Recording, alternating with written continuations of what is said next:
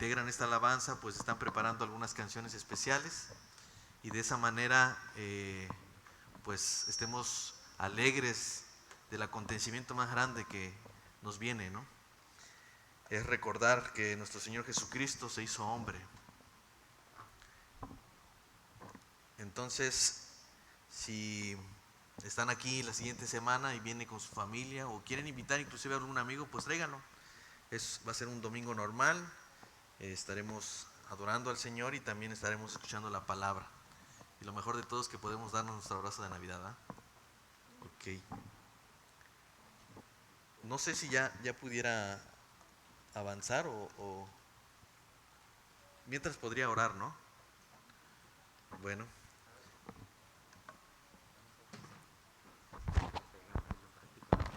ok. Ok. Creo que ahí está, ¿no? Se escucha un poco mejor. Espero el diablo no haga de las suyas. Ok, vamos bueno, quisiera que fuéramos al texto que vamos a estudiar el día de hoy. Ese texto está en Lucas capítulo 2, ¿sí? Es Lucas capítulo 2, del versículo 8 hasta el 14. Dice la palabra de Dios: había pastores en la misma región que velaban y guardaban las vigilias de la noche sobre su rebaño. Y aquí se les presentó un ángel del Señor y la gloria del Señor los rodeó de resplandor y tuvieron gran temor. Pero el ángel les dijo: no teman, porque aquí yo les doy nuevas de gran gozo que será para todo el pueblo, que les ha nacido hoy en la ciudad de David un Salvador que es Cristo el Señor.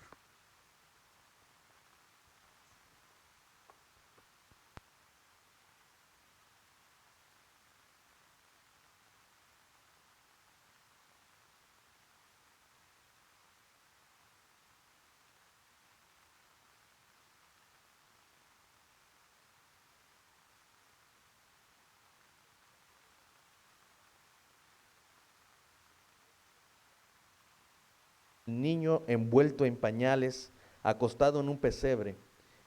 Y repentinamente apareció con el ángel una multitud de huestes celestiales que alababan a Dios y decían: gloria a Dios en las alturas y en la tierra paz, buena voluntad para con los hombres. Vamos a orar. Padre bendito, estamos delante de ti, Señor, tratando de recordar aquel hermoso momento que experimentaron aquellos pastores, cuando los ángeles se manifestaron y tu gloria rodeó con esplendor a aquellos pastores. El más grande acontecimiento que jamás haya registrado sobre la tierra fue de un bebé que nació en una ciudad, en una pequeña ciudad llamada Belén. Padre, queremos recordar y queremos en nuestro corazón sentir el deseo y el anhelo más profundo de glorificarte y de exaltarte, porque tú lo mereces. Porque aquel momento expresa tu más grande deseo de tu corazón, la salvación del mundo. Pues tú has enviado al Rey, al único Salvador. Gracias te damos por esta bendición. Gracias te damos por ese bebé. Gracias te damos por nuestro Señor Jesucristo, a quien no escatimaste, a quien tú entregaste por amor a nosotros. Bendice este tiempo en el que estaremos estudiando este texto, Señor, y ayúdanos a podernos trasladar a ese tiempo y que podamos juntamente con aquellos ángeles al final alabarte y adorarte, porque digno eres. En el nombre de Jesús. Amén.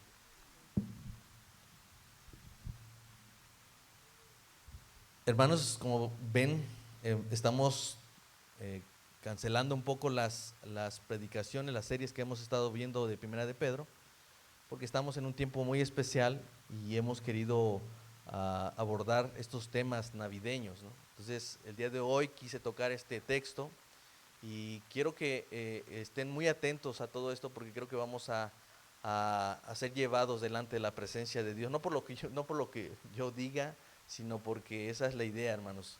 yo no quiero que se vayan este domingo igual a casa y que esta Navidad la celebren como todos los años, ¿no? Quiero que esta Navidad ustedes vayan con una gran expectativa recordando la maravillosa obra de nuestro Señor Jesucristo.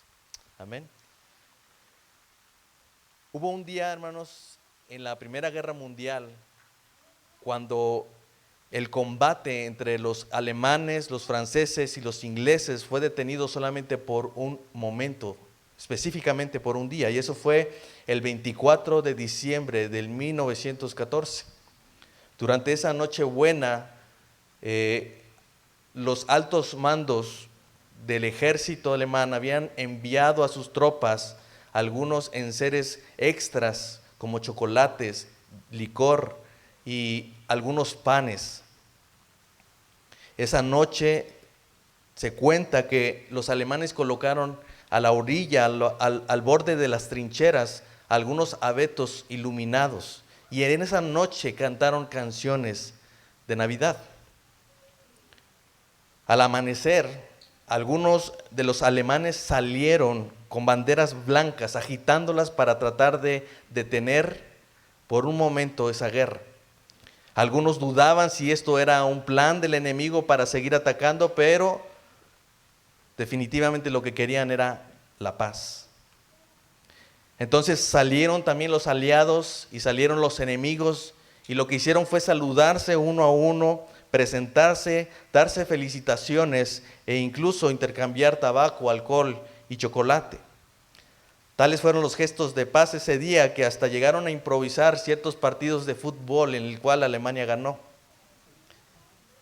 Ese día fue conocido como la tregua de Navidad. Al llegar esta noticia a los respectivos mandos, decidieron tomar ciertas cartas en el asunto, pues esto no era algo que debía suceder. Algunos soldados franceses fueron fusilados por causa de esto, y algunos soldados de Alemania fueron enviados a donde arreciaba más la batalla, fueron puestos al frente para morir inmediatamente.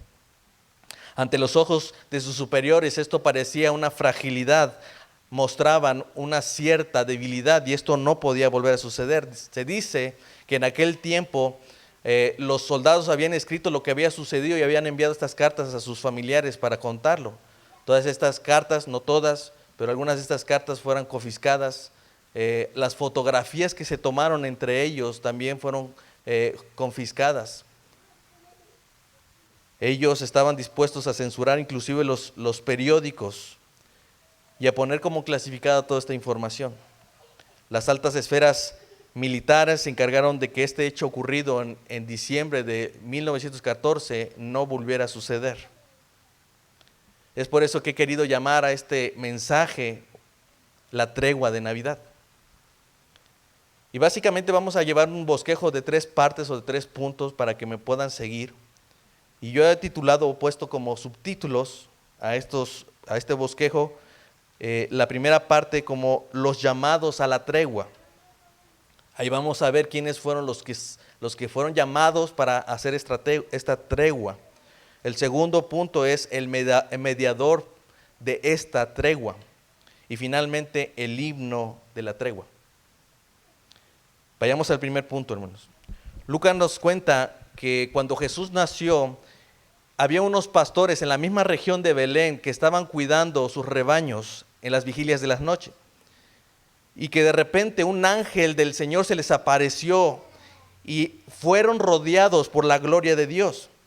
Este escenario se dice en la Escritura que no fue un hecho muy lindo que digamos. De hecho, nosotros podemos ver que esto fue un momento muy aterrador para aquellos pastores, pues dice que ellos fueron inundados de temor. Y así lo dice el versículo 9, y aquí se les presentó un ángel del Señor y la gloria del Señor los rodeó de resplandor y tuvieron gran temor. Así que nosotros no podemos imaginarnos este escenario como siempre lo imaginamos. Quizás tenemos, al leer este pasaje, lo que tenemos en mente es, imaginamos a un montón de bebés gorditos y bonitos, con alas hermosas y con un arpa en la mano, ¿no? Pero probablemente eso es lo que no vieron los pastores en aquel momento. Yo además diría que el temor no vino precisamente de ver aquellos ángeles o de ver el anuncio de aquel ángel, sino el hecho de haber sido rodeados por la gloria de Dios. Evidentemente lo único que vieron fueron aquellos ángeles, pero fue la gloria de Dios lo que los rodeó, y eso fue lo que produjo un temor en ellos. Eso es algo que yo no puedo imaginar, hermano, no lo puedo ni siquiera explicar, qué es lo que sucedió ese día. Y no puedo imaginar lo que estas personas, estos pastores experimentaron aquella noche mientras hacían su trabajo. No lo puedo imaginar, pero hermanos, yo lo dejo a su corazón para que ustedes empiecen a generar una expectativa. Muchas veces vamos a la Escritura sin considerar las grandes cosas que Dios ha guardado para que nosotros las podamos ver. Pero debemos tener un corazón dispuesto a mirar más allá de lo que el Señor escribe y podamos sentirnos en ese momento cuando los ángeles alababan a Dios y cuando aquellos pastores estaban observando la majestuosa canción que cantaban esos ángeles cuando la gloria de Dios los había rodeado. Ahora, algo que quiero que podamos resaltar en esto es que las primeras personas que recibieron la noticia de que el Salvador había venido fueron personas muy sencillas. De hecho, la Escritura nos muestra que estos pastores, y también la tradición nos muestra que estos pastores eran personas que eran consideradas como malas, eran personas rechazadas principalmente por los principales sacerdotes y por los escribas y los fariseos. Normalmente estas personas no las querían aceptar ni siquiera como aquellas dignas de dar algún testimonio frente a un tribunal, no las consideraban como personas confiables. Pero fueron ellos los primeros en recibir este mensaje de salvación. Fueron ellos aquellas personas que habían sido rechazadas, que no eran consideradas porque debido a su trabajo llegaban a ser ceremonialmente impuros, y esto no les gustaba a los sacerdotes, a los principales sacerdotes. Sin embargo, fueron ellos los que recibieron la noticia y el anuncio de que Mesías había nacido. Ahora, es probable que estos pastores no sean cualquier tipo de pastores, eran quizás unos pastores muy especiales, porque en aquellos tiempos lo que se hacía es que cada día se sacrificaba en el templo en la mañana y en la tarde un cordero para el sacrificio, para la expiación de pecados. Todos los días en el templo se hacía esto. Por tanto, el trabajo de estos pastores probablemente se debía hacer esta labor de cuidar el rebaño de aquellos corderos que iban a ser sacrificados en el templo cada día. Es probable que debido a lo que dice la tradición, es que los principales sacerdotes tenían sus propios corderos, sus propios corderos, que ellos tenían ahí para que fueran perfectos y eran cuidados por estos pastores. Es probable que estos pastores estaban encargando de esos corderos para el sacrificio del templo. Y me encanta esto que dice William Berkeley. Es hermoso pensar que los pastores que cuidaban a cada uno de los corderos que sacrificaban en el templo fueron los primeros en contemplar al Cordero de Dios que quita los pecados del mundo. ¿Se imaginan? Aquel establo, como un cuadro que estaba pintando el Señor, resaltaba el deseo de la voluntad de Dios, el más profundo que estaba en el corazón de Dios. Reunir a los verdaderos siervos de Dios, nobles y humildes, disfrutando y deleitándose en la presencia del Señor. Me gusta cómo lo dice Primera de Corintios, capítulo 1, versículo 26. Pues miren, hermanos, su vocación, que no son muchos sabios según la carne, ni muchos poderosos, ni muchos nobles, sino que lo necio del mundo escogió Dios para avergonzar a los sabios, y lo débil del mundo escogió Dios para avergonzar a lo fuerte, y lo vil del mundo y lo menospreciado escogió Dios, y lo que no es para deshacer lo que es, a fin de que nadie se jacte en su presencia. ¿A quiénes llamó Dios a esta tregua? ¿A los sabios? ¿A los poderosos? ¿A los nobles? No, hermanos, sino a lo necio del mundo para avergonzar a los sabios, y a lo débil del mundo para avergonzar a los fuertes. De hecho, algo que debemos notar es que este anuncio del ángel no fue llevado a los principales sacerdotes ni a los reyes de la tierra. De hecho, si no hubiera sido por aquellos magos del oriente, ni Herodes ni los principales sacerdotes se hubieran enterado que Jesús había nacido. Pero quiero que noten que este mensaje fue entregado a una gente muy sencilla, personas que habían sido menospreciados y que no tenían por qué recibir el más grande e importante anuncio de todo el mundo, de toda la historia del mundo. no fue a los reyes de la tierra, no fue a los poderosos de la tierra, no fue a los principales sacerdotes, a la religión más imponente de ese momento, no fue a ellos, sino a estas personas sencillas. Dios en su voluntad no quiso dar el más importante anuncio a aquellos sabios, poderosos y nobles del pueblo, sino a lo vil y a lo despreciado del mundo quiso Dios. Pablo previamente dice aquí en 1 Corintios 1, en el versículo 22, porque los judíos piden señales y los griegos buscan sabiduría, pero nosotros predicamos a Cristo crucificado, para los judíos ciertamente tropezadero y para los gentiles locura, mas para los llamados así judíos como griegos, Cristo es poder de Dios y sabiduría de Dios. Noten que el problema no son los judíos ni los griegos en general. No estaba diciendo que aquí el problema es que los judíos y los griegos no creían, no, ese no es el problema, sino que los judíos se sintieron provocados por la predicación de un Cristo, de un Mesías que vino a ser crucificado. Eso no podía entrar en la mente de los judíos. El Mesías tenía que venir a salvarlos del imperio romano, no a morir en una cruz. Así que para los judíos esta era una confusión. Esto era siendo provocados por una predicación de un Mesías que vino a morir. Pero también de los griegos que fueron confundidos por la locura de un Dios que vino a morir por sus siervos. Los griegos no podían entender porque ellos no tenían dioses así. Ellos debían matar inclusive a sus hijos para sus dioses. Pero aquí dice, y la predicación que a él les parecía locura, era el hecho de que un Dios se había hecho hombre y había venido a morir por sus siervos, cuando los siervos tenían que morir por su Señor. Eso era una locura, esa es la locura de la predicación de la cual está hablando Pablo. Por eso dice en el versículo 24, mas para los llamados, así judíos como griegos, Cristo es poder de Dios y sabiduría de Dios. Es decir, Pablo lo que está diciendo aquí, el problema no es que sean ni judíos ni griegos, el problema es que no creen. Pero los que son llamados, sean judíos y griegos, esta predicación es poder de Dios, como lo dice Pablo en Romanos. Porque no me avergüenzo del evangelio, porque es poder de Dios para salvación a todo aquel que cree, al judío primeramente y también al griego. Para los escogidos, sean judíos o griegos, la predicación de Cristo crucificado es poder de Dios para salvación.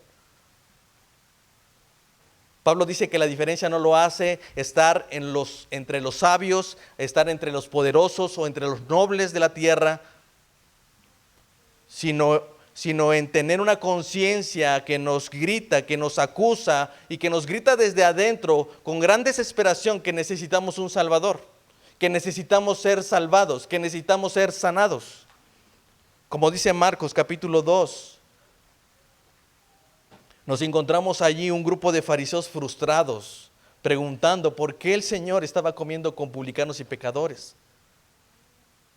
Los fariseos preguntan, ¿cómo es esto que tu maestro esté comiendo con publicanos y pecadores? Y entonces Jesús responde y les dice, los sanos no tienen necesidad de médicos, sino los enfermos. No he venido a llamar a justos, sino a pecadores al arrepentimiento.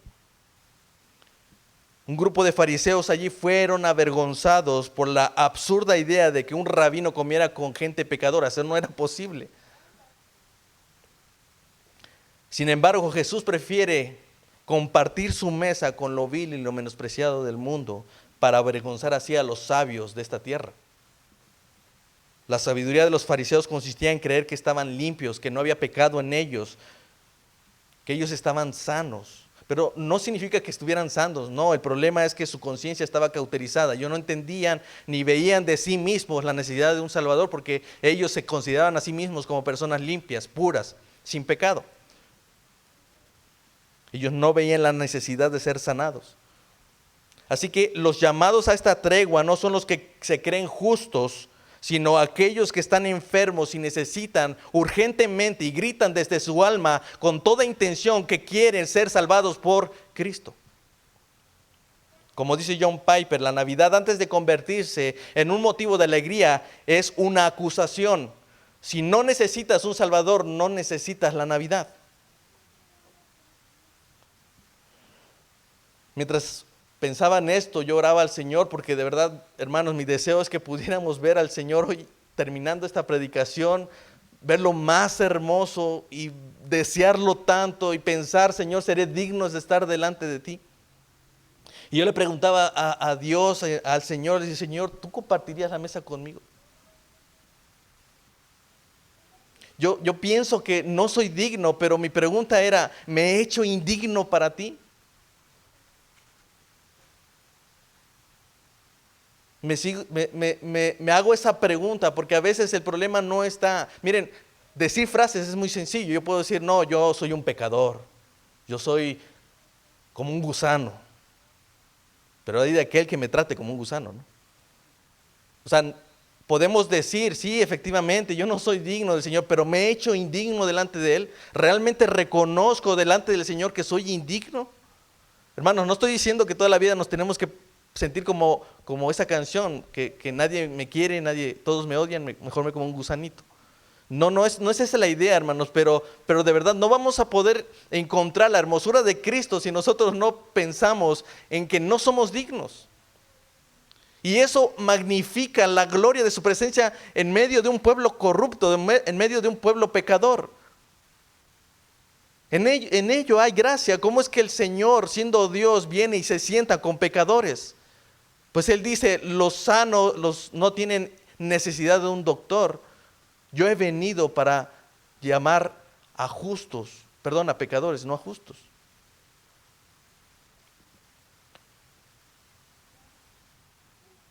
Y yo me preguntaba, ¿sería yo el primero en reclamar al ver sentado a Jesús con los que no leen la Biblia? ¿Sería yo el primero en decir, Señor, ¿cómo es que osas a comer con aquellos que no sirven en la iglesia? De verdad, hermanos, eso me preguntaba yo. Porque no quiero caer en esa idea de que de cierta forma soy mejor que mis hermanos, sino el hecho de querer desear más al Señor cada día. Seguramente hay muchas cosas que nos impiden creer que Dios quiere tener comunión con nosotros, pero aquel hermoso cuadro que el Señor mismo pintó de aquellos pastores viendo a la presencia de aquel bebé, nos da la esperanza de que podemos estar en su mesa. No porque yo lo merezca, sino porque yo necesito urgentemente ser salvado por Él. Esto es lo que el canto de María expresaba cuando ella entendió que había en su vientre al Salvador. Ella cantaba y decía, su misericordia es de generación en generación a los que le temen. Hizo proezas con su brazo, esparció a los soberbios en el pensamiento de sus corazones, quitó de los tronos a los poderosos y exaltó a los humildes, a los hambrientos colmó de bienes y a los ricos envió vacíos. Hermanos, debemos desear ser llamados a esta tregua. La única razón por la que tú no quieres estar en esta tregua es porque quizás tú crees que no necesitas una tregua. Es por eso que quizás tú tengas esa mentalidad de aquellos altos mandos, aquellos superiores que decían, yo no tengo que mostrar debilidad. Yo no necesito levantar la bandera blanca, yo no necesito hacer la paz con Dios. Si es así, es probable que tú no seas llamado a esta, ni convocado a esta tregua.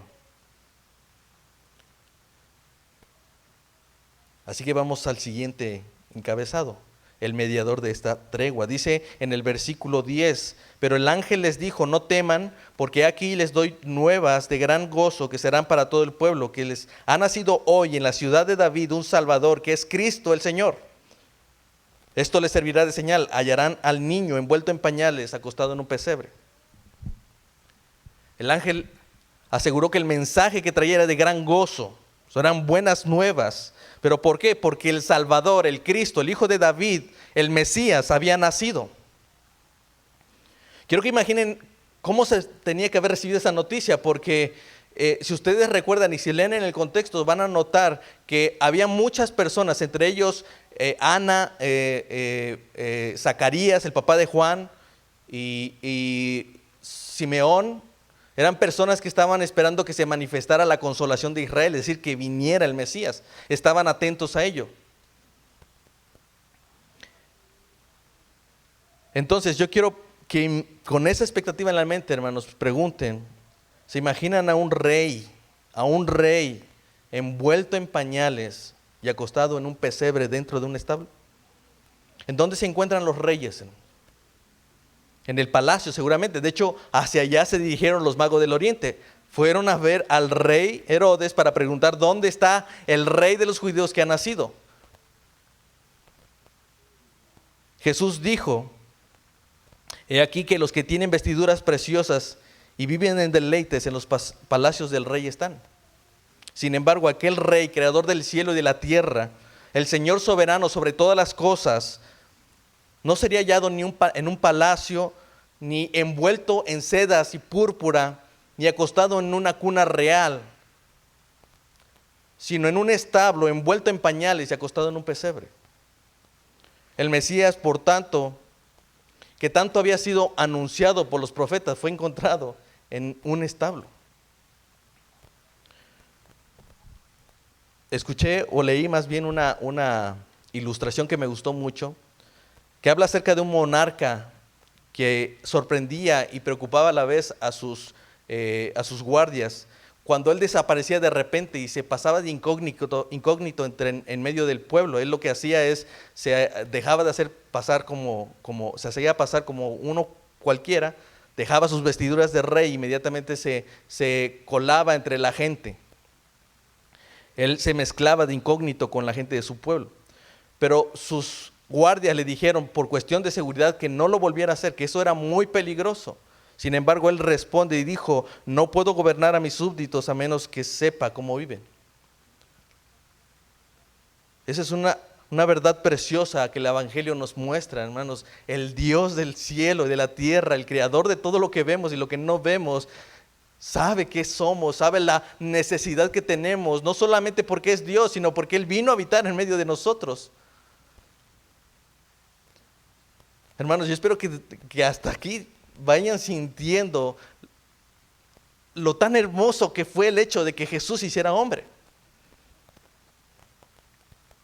Esto debe ser un privilegio, el poder considerar que Dios, hermanos, se hizo hombre y habitó en medio de nosotros. Pablo lo dice mejor, él dice en Filipenses capítulo 2, versículo 5 al 8: haya pues en ustedes este mismo sentir que hubo también en Cristo Jesús, el cual siendo en forma de Dios, no estimó el ser igual a Dios como cosa que aferrarse, sino que se despojó de sí mismo, tomando la forma de siervo, hecho semejante a los hombres, y estando en la condición de hombre, se humilló a sí mismo, haciéndose obediente a la muerte y muerte de cruz. J.I. Packer dice: cuando Pablo dice que el Hijo se vació de sí mismo y se hizo pobre, lo que quiere decir, como lo demuestra el contexto de cada caso, es que hace a un lado no sus atributos y poderes divinos, sino su gloria y su dignidad divina, como lo expresa Cristo en la oración sacerdotal: aquella gloria que tuve contigo antes de que el mundo fuera. O sea, Jesús no dejó de ser Dios, Él añadió a su divinidad la humanidad, que no es lo mismo. Jesús es verdaderamente Dios y verdaderamente hombre. Lo único que dejó y lo que se despojó, según esa oración sacerdotal, es la gloria que tenía con el Padre. Por tanto, así como el camino de Jesús hacia el Calvario comenzó con una renuncia a su gloria, así comenzó el camino de Cristo hacia el Calvario, renunciando a su propia gloria. Asimismo, nuestro camino hacia el Calvario, hacia Cristo, comienza con una renuncia a nuestra propia gloria. Por eso Jesús dice a sus discípulos en Lucas capítulo 9, versículo 23: si alguien quiere seguirme, niéguese a sí mismo y tome su cruz. Es por eso que la Navidad trae incomodidad a las personas. Por esto, hermano. Porque el llamado y la exigencia de Jesús es tan radical que tienes que negarte a ti mismo. Tienes que dejar tu propia vanagloria. Porque si no haces esto, tú no vas a llegar a la cruz. No te permite llegar al Calvario.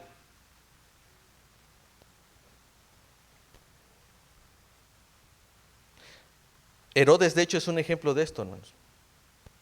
Quiero que noten que en este sentido, quiero aclarar algo. No es que la gente rechace la Navidad como la celebración. Si ustedes se dan cuenta, esta es una de las celebraciones más grandes del mundo que siguen hasta el día de hoy.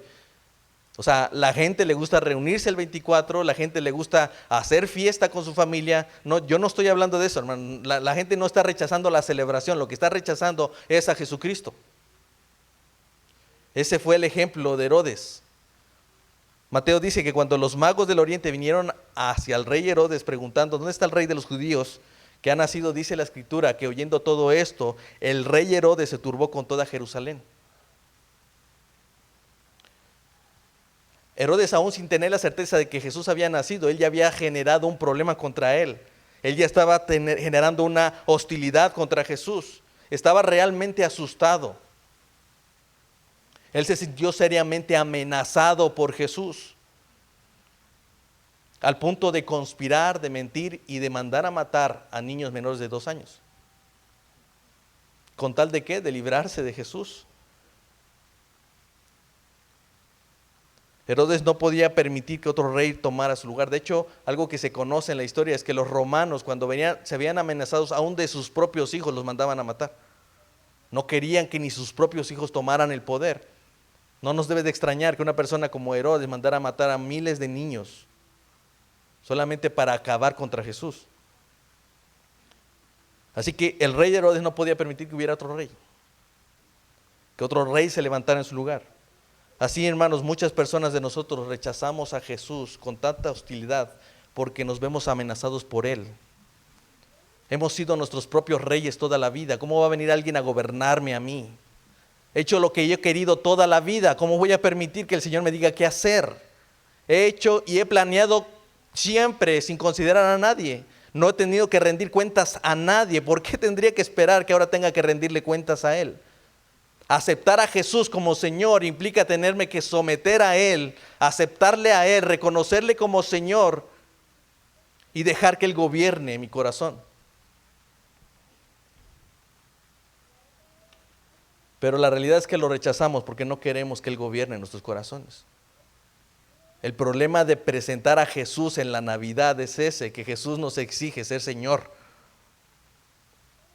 No podemos ver a Jesús en esta Navidad como alguien que vino hace más de 2000 años y nos levantó una festividad, una celebración. Gracias a Dios por esta fecha porque me dan vacaciones.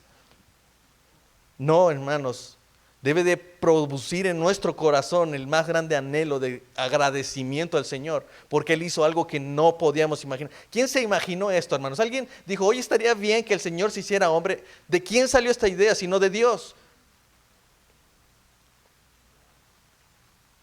El problema con esto es que rechazamos la única vía que nos lleva al Padre. Jesús ha sido puesto como el único mediador de esta tregua entre Dios y los hombres. Porque hay un solo Dios y un solo mediador entre Dios y los hombres, Jesucristo. Como dice Sujel Michelén, para ser mediador entre Dios y los hombres era necesario ser Dios y hombre.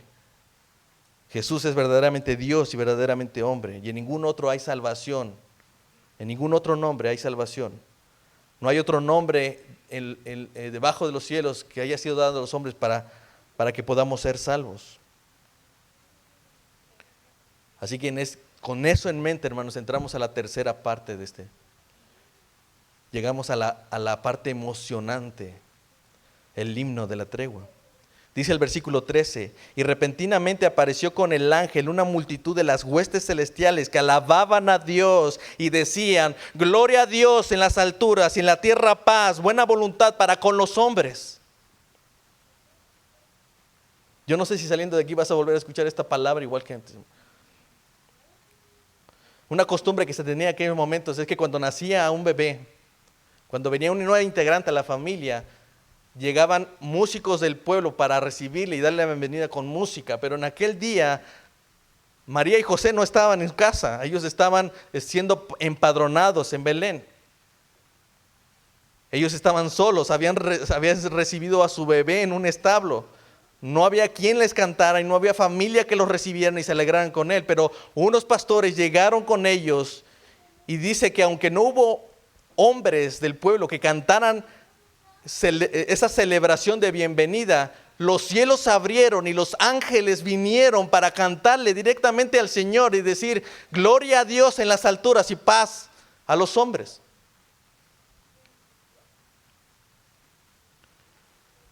Es hermoso pensar que aunque no había músicos del pueblo, los músicos del cielo ocuparon su lugar y los ángeles cantaron a Jesús la bienvenida que no pudieron darle los hombres. Esta bien podría ser el primer himno oficial traído desde el cielo para adorar a Jesús. Esto no fue inventado por el hombre, no fue que, oye, ¿cómo ves si organizamos unos villancicos? No, esta canción vino directamente del cielo el mismo día que el Señor nació. Quiero que noten que su contenido no expresa directamente palabras de exaltación a Jesús, ni a la persona de Jesús, pero sí a su misión y al propósito de su ministerio. De hecho, nosotros podemos resaltar dos aspectos, al menos dos aspectos o dos elementos que nos indican el verdadero significado de la Navidad. Primero, Jesús nació para la gloria de Dios. Y segundo, Jesús nació para traer paz entre Dios y los hombres. El canto de aquellos ángeles comienza diciendo gloria a Dios en las alturas. Eso significa que el propósito primordial por el cual Jesús nació fue para la gloria de Dios. Y déjenme explicar un poco más acerca de esto, porque nosotros podemos llegar a entender y a asimilar la creatividad de alguien cuando vemos lo que ha hecho. Cuando vemos sus creaciones, por ejemplo, cuando los artistas hacen canciones, nosotros vemos qué tan hermoso componen cuando escuchamos sus canciones, o aquellas pinturas, vemos la capacidad creativa que tienen cuando vemos sus pinturas. Incluso la arquitectura, cuando vemos la capacidad que tiene una persona de edificar cosas monumentales y decimos qué capacidad tiene para crear. Asimismo, la gloria de Dios se revela por todo lo que Él ha hecho. Salmos capítulo 19 dice, los cielos cuentan la gloria de Dios y el firmamento anuncia la obra de sus manos. ¿Quién ha visto todo lo que Dios ha creado, hermanos? De hecho, si fuéramos a un solo lugar, al Cañón del Sumidero, o no sé, al lugar más espectacular que hayan visitado, hermanos, y digan, ¿no se quedaron sorprendidos al ver lo que Dios creó? Ahora imagínense si pudieran ver toda la creación en un solo panorama, todo el universo, todas las estrellas, todos los sistemas solares, cada una de las cosas que no vemos, inclusive las bacterias, si pudiéramos ver cómo funcionan, aún si pudiéramos vernos sorprendidos por la creación misma del ser humano. Y hermanos, al final nos daremos cuenta que nada de aquello de las cosas que Dios ha creado se compara con la más grande obra de haber enviado al Señor Jesucristo a nacer como un bebé. Nada se compara con ese asombroso y majestuoso momento de ver a nuestro Señor hecho hombre como un bebé. Dice J.I. Packer, el mensaje de la Navidad descansa en el hecho sorprendente de que el niño en el pesebre era Dios. ¿Alguna vez han intentado entender esto, hermanos? ¿Cómo es que Dios decidió hacerse hombre? ¿Cómo es que era esto posible? Por un momento el Dios del universo estaba allí en un establo, envuelto en pañales, con el aspecto más tierno, frágil y débil, el más débil que podemos imaginar.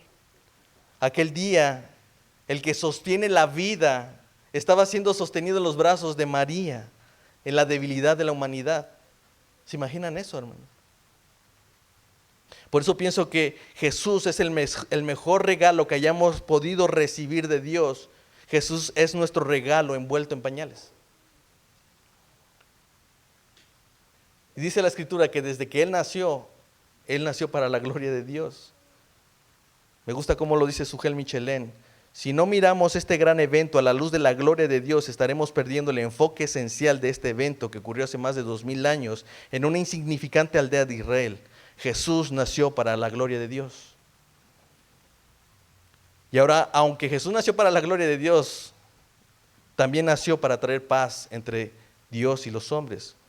Pues el canto de los ángeles dice, gloria a Dios en las alturas y en la tierra paz, buena voluntad para con los hombres. Muchos quizás hemos escuchado, y quiero que sean sinceros, hermanos, muchos seguramente lo que hemos escuchado es esto, gloria a Dios en las alturas y en la tierra paz a los hombres de buena voluntad, ¿sí o no?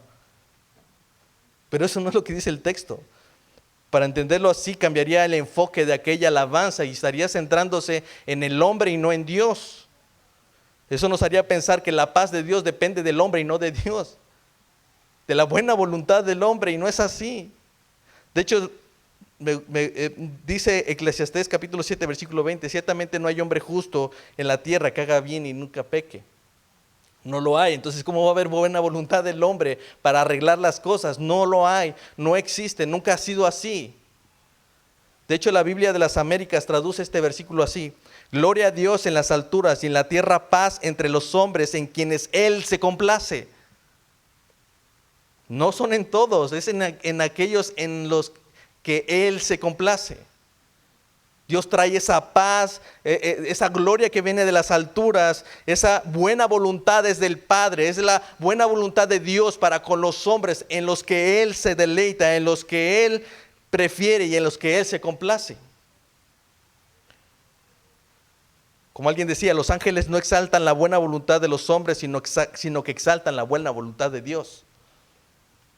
Jesús dijo a sus discípulos: la paz les dejo, mi paz les doy. No se las doy como ustedes la reciben del mundo.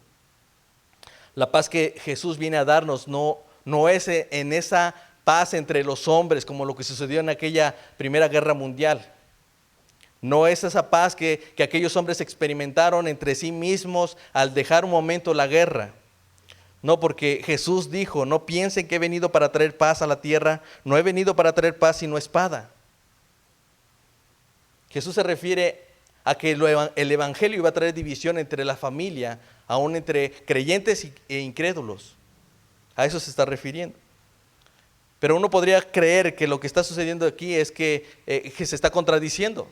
Porque por un lado dice: yo les traigo paz, pero por otro lado dice: yo traigo espada. Entonces, ¿a qué se refiere?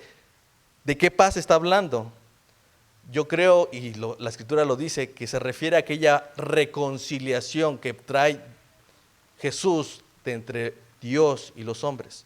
No entre hombre y hombre, hermanos, sino Jesús trae la paz, la reconciliación entre Dios y los hombres, como dice Romanos 5:10, porque si siendo enemigos fuimos reconciliados con Dios por la muerte de Jesús, mucho más estando reconciliados seremos salvos por su vida. Nosotros éramos enemigos de Dios. Según Génesis capítulo 3, el hombre decidió rebelarse contra Dios y declaró la guerra contra su creador ese día. Y a partir de ese entonces el hombre ha estado luchando y ha estado altercando contra Dios.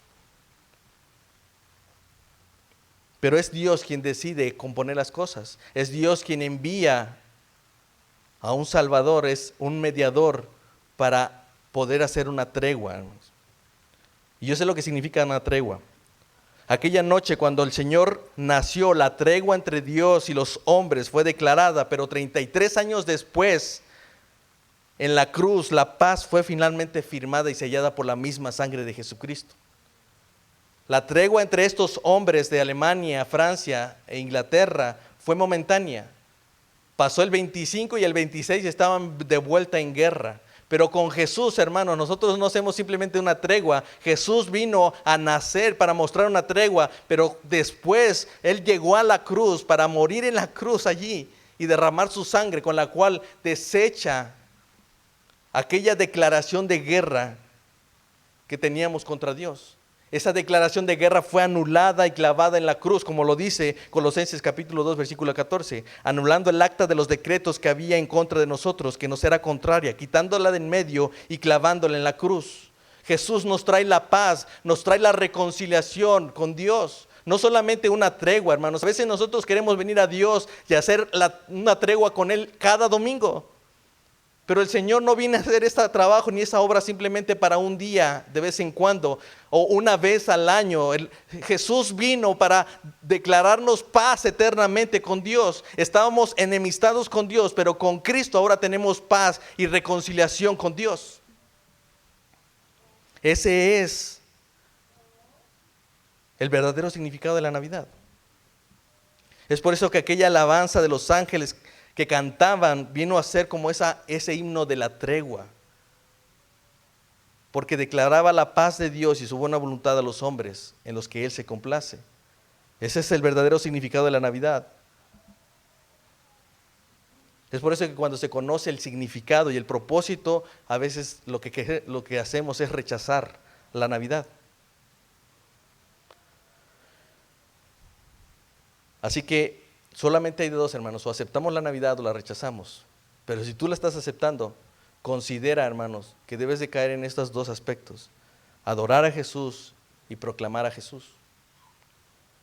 Cuando los magos del oriente fueron a buscar a Jesús, dice que volvieron, en el versículo 20, después de este texto que hemos estado estudiando, dice que concluyó esto después de que fueron a visitar a María cuando estaba en el pesebre Jesús. Dice que ellos regresaron a su casa. En el versículo 20 dice: volvieron los pastores glorificando y alabando a Dios, porque todas las cosas que habían oído y visto, como se les había dicho, todos ellos terminaron adorando a Dios. Hermano, tú no te puedes ir de aquí sin querer adorar a Dios. Es más, no puedes tú pasar una Navidad igual que todos los años sin querer adorar a Jesús.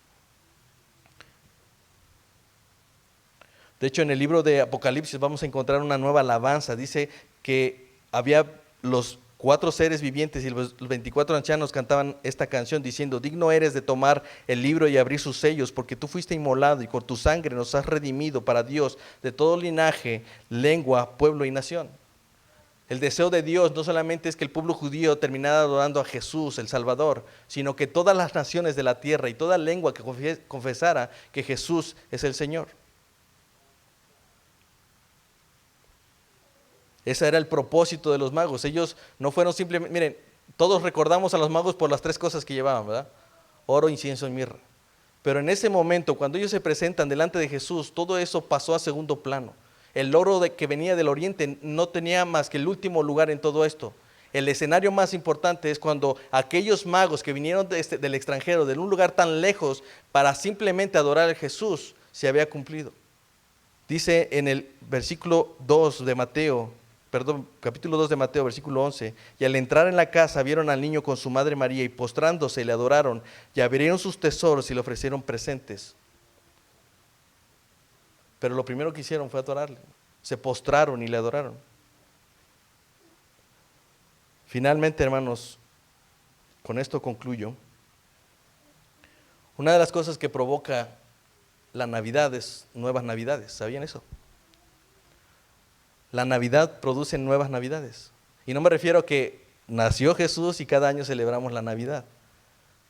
Dicho de otra forma, una de las cosas que provoca el nacimiento de Jesús son nuevos nacimientos. Ciertamente esos nacimientos son la obra del Espíritu Santo, cuando nos hace nacer y nos pone en nosotros el Espíritu de Dios.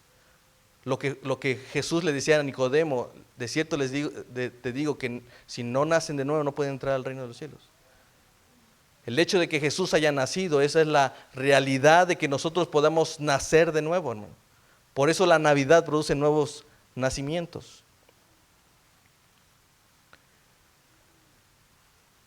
Nosotros debemos tener mucho cuidado, hermanos, porque hay un enemigo de esta tregua.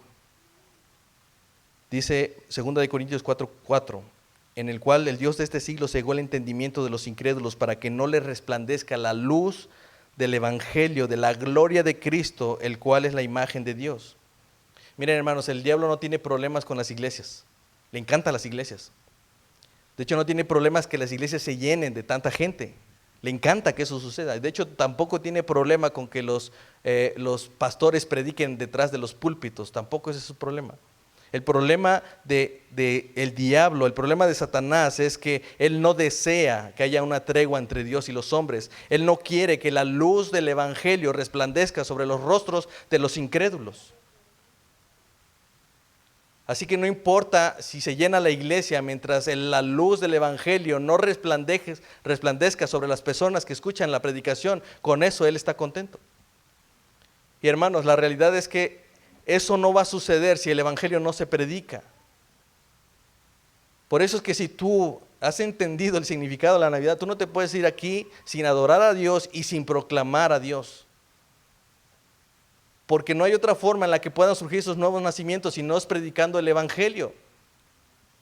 Por eso dice que es poder de Dios para salvación a todo aquel que cree. El evangelio, la predicación del Cristo crucificado, es lo que trae poder para salvación a todo aquel que cree. Pero si no es predicado, no hay nuevos nacimientos.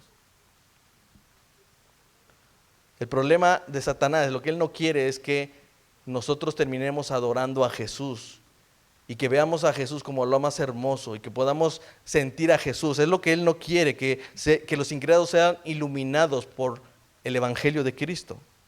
Por tanto, yo diría que la mejor manera de reflejar el propósito de la Navidad es cumpliendo con nuestra misión de discipular a las naciones, predicando el Evangelio a toda criatura, de anunciarle la reconciliación de Dios con los hombres. Hermanos, el llamado de Dios para nosotros es que unamos nuestras voces y junto a aquellos ángeles podamos proclamar y decir: gloria a Dios en las alturas y en la tierra paz para los hombres en quien Él se complace. Amén. Vamos a orar. Padre bendito, gracias por tu palabra, gracias por la bendición que nos das de recordar aquel día hermoso en el que tú te hiciste hombre. No podemos entender ni imaginar lo que eso significaba, pero yo sé que fue el momento más glorioso. Yo sé que aquellos ángeles disfrutaron por un instante de aquella gloria que los rodeó. Pero hoy sé que gracias a ese nacimiento es que aquel bebé terminó en la cruz. Y gracias a ese sacrificio hoy podemos saber que un día, cuando la muerte venga o el Señor venga por nosotros, experimentaremos aquella gloria que rodeó a los ángeles, para alabar junto con ellos, junto con los ángeles, estas palabras y ese himno que salió de tu mismo corazón. Gloria a ti, gloria a Dios en las alturas y en la tierra paz. Gracias te damos, Señor, porque tú has escogido de todo pueblo, de toda nación, de toda lengua, para que te alaben y te adoren. Señor, tú nos has enviado a predicar el Evangelio a toda criatura. Así que ayúdanos a poder mostrar el verdadero significado de la Navidad este 24. Que podamos abrir nuestras Biblias delante de nuestras familias, delante de nuestros amigos, y poder anunciar fielmente y alegremente aquello que nosotros mismos hemos experimentado. Señor, permite que nuestros labios se abran para exaltarte en medio de este mundo que necesita un Salvador. Glorifícate en medio de tu iglesia, Señor, y haz que este tiempo, Señor, sea para prepararnos y recordar que tú has venido y has nacido para morir en la cruz, y un día volverás por tu pueblo, a tus escogidos, en quien tú te complaciste, Señor. Gracias te damos en el nombre de Jesús. Amén. Dios les bendiga, hermanos. Estamos despedidos y si Dios quiere nos estaremos viendo la próxima semana. Bendiciones.